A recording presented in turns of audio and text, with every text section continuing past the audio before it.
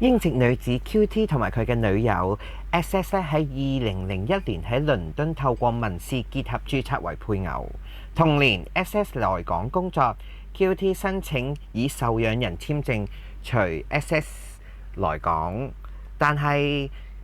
入境處咧就稱配偶咧只屬於異性婚姻，所以咧入境處拒絕佢嘅申請。上訴庭同呢個中院皆指香港接納不同性傾向嘅人才，民事結合喺英國等同結婚。既然 QT 能夠出示相關嘅婚姻證明，入境處係唔能夠以行政理由拒絕佢嘅申請，判 QT 勝訴。喺